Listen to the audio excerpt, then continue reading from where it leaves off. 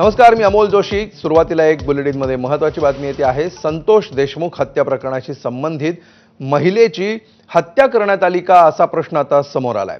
सामाजिक कार्यकर्त्या अंजली दमानी यांनी याबाबत संशय व्यक्त केलाय। देशमुखांचे याच महिलेशी पोलीस संबंध दाखवणार होते, अनैतिक संबंध दाखवणार होते असं सुद्धा दमानी यांनी म्हटलेलं आहे। महिलेची 5 दिवसांपूर्वी हत्या झाली, पोलिसांकडून जागेवरच पोस्टमॉर्टम करण्यात आलं। शनिवारी बीड पोलीस कळंबमध्ये गेल्यानंतर ही घटना स्थानिक पोलिसांना कळली। महिलेची हत्या अनैतिक संबंधातून झाली आहे की पुरावे नष्ट करण्यासाठी झाली आहे हे अजूनही अज्ञात आहे असंही दमानी यांनी म्हटलंय। कळंबच्या द्वारकानगरमधल्या घरामध्ये महिलेची हत्या झाली आणि या घराला बाहेरून कुलूप लावण्यात आलं होतं। पोलिसांकडून जागेवरच पोस्टमॉर्टम आणि लगेचच अंत्यविधी देखील उरकण्यात आला असा दावा दमानी यांनी केलाय। द्वारकानगरच्या स्थानिकांना उग्र वास येऊ लागल्यामुळे ही हत्या उघडकीस आली आणि स्वतः अंजली दमानी आपल्या सोबत फोन लाईनवरून आहेत। अंजलीजी, आणखी एक अत्यंत गंभीर प्रकार या निमित्ताने समोर येतो आहे। काय नेमकं घडलंय याबाबत आपण तपशीलवार व्यक्त व्हावं। काय नेमका या महिलेच्या हत्येचा किंवा घातपाताचा प्रकरण आहे, काय नेमकं तुम्हाला संशय येतोय? नाही, कसं आहे की कराड डोक्याने किती विकृत होते आणि ते लोकांना कसे त्रास द्यायचे, कसे अडकवायचे, हा त्यातलाच एक प्रकार आहे। कारण संतोष देशमुखांना आधी त्यांची मारहाण करून त्यांना हा अडकवण्याचा प्रयत्न करण्यासाठी ही महिला ही तयार ठेवण्यात आली होती कळंबला, आणि आधी त्यांना मारहाण करून त्या दिशेने ती गाडी वळवण्यात देखील आली होती। पण त्याच्यामध्येच त्यांचे प्राण गेल्यामुळे त्यांना तसंच फेकून हे लोक निघून गेले होते।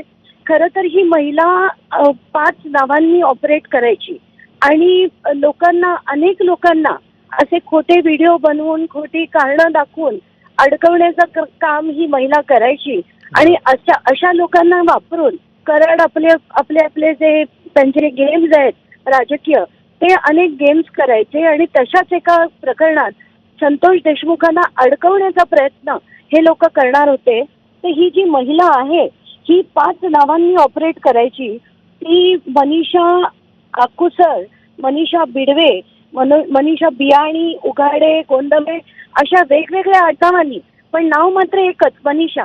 आणि ती आडस, कळंब, अंबेजोगाई आणि रत्नागिरीपर्यंत अनेक ठिकाणी ती काम करायची आणि असेच सगळे प्रकार करायची।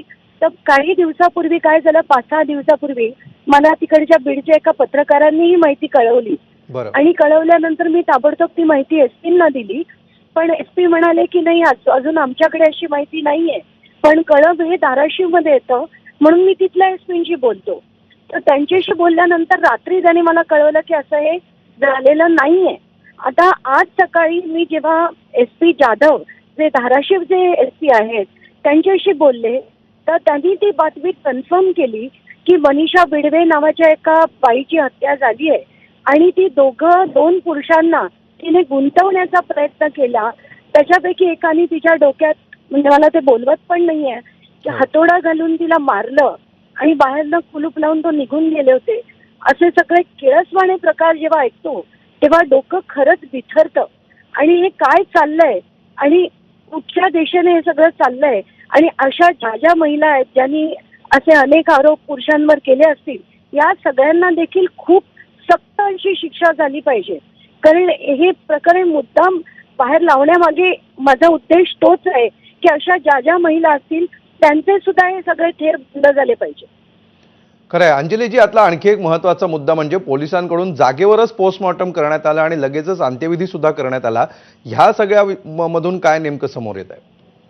नाही, याच्यात तर आपण परत तेच म्हणू की पोलीस सगळ्यांचेच लागेबांधे आहे, कोण कसं करतंय, कोणाच्या डायरेक्शन्सवरनं करतंय, हे सगळंच दिसतंय आता आपल्याला।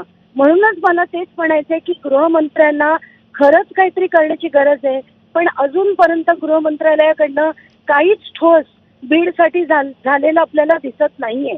आत्ताच्या घटनेला झालंय काय की आपल्या महाराष्ट्राच्या डीजी आजारी असल्यामुळे त्या नीट लक्ष देत नाहीये। एडीजी आता नवीन आलेत, कारण याच्या आधीचे जे संजय सक्सेना होते त्यांना हलवण्यात आलं। हे सगळं जे चाललंय त्याच्यामुळे पोलिसांचं लक्षच मुळात नाहीये आणि आयजीनी तिथे का ठाण मांडून बसू नये हाच प्रश्न पडतो मला। रोज उठून बीडमधनं एक नाही अनेक घटना घडताना दिसत आहेत, पण कारवाई काहीच होत नाही। निश्चित धन्यवाद अंजली दमानियाजी आपण दिलेल्या या सविस्तर प्रतिक्रियेबद्दल.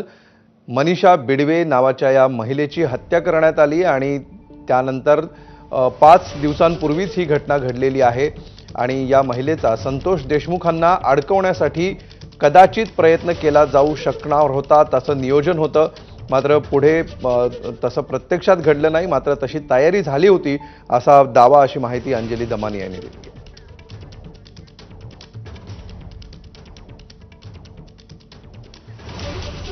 तर धाराशिव कळंब शहरामध्ये मृतावस्थेत सापडलेल्या महिलेचा संतोष देशमुख हत्या प्रकरणाशी संबंध नसल्याचं धाराशिव पोलिसांनी स्पष्ट केलं. नगरीमध्ये मनीषा बिडवे नावाच्या महिलेचा खून झालेला आहे अशा प्रकारची माहिती मिळाली. आम्ही तात्काळ त्या ठिकाणी पोहोचलो. त्या ठिकाणी गेल्यानंतर समोरच्या दरवाजाला कुलूप असल्या कारणाने आम्ही पाठीमागच्या बाजूने जाऊन पाहिलं तर एक मृतदेह आम्हाला त्या ठिकाणी सडलेल्या अवस्थेमध्ये आढळून आला. परंतु लॉक केलेला असल्यामुळे तात्काळ आम्ही घाई न करता फॉरेन्सिक टीमला वगैरे बोलवून घेऊन पुढील कारवाई केलेली आहे आणि त्यानंतर आम्ही पुढची प्रक्रिया केलेली आहे. परंतु PM रिपोर्ट्स येणं बाकी असल्या कारणाने गुन्हा दाखल न करता प्राथमिक आम्ही अकस्मात मृत्यूची नोंद केलेली आहे आणि तपास करत आहोत. संतोष देशमुख सरपंच यांच्या हत्या प्रकरणात या महिलेची चौकशी झाल्याची अशी चर्चा आहे.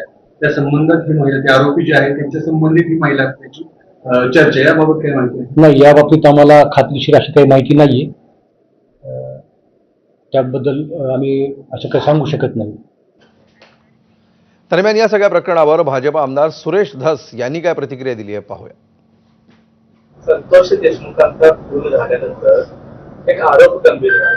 तुम्ही ज्यावेळेस भेटायला गेले, सुप्रिया सुळे तिथे गेल्या, एका महिलेच्या नावानं एक गट रचला जात होता आणि बलात्काराचा गुन्हा दाखल करण्यात येणार होता अशी माहिती आहे. तर त्या महिलेचा खून झाल्याची माहिती आहे कळंबमध्ये. तुम्हाला काय मला ऑथेंटिक माहिती नाही, त्याच्यामुळे मी त्याच्यावरती आज बोलणार नाही. यानंतर पुढच्या महत्त्वाच्या बातमीकडे आपण वळूया. रायगडमध्ये 2 विरोधक एकाच मंचावर आल्याचं पाहायला मिळालं. सुनील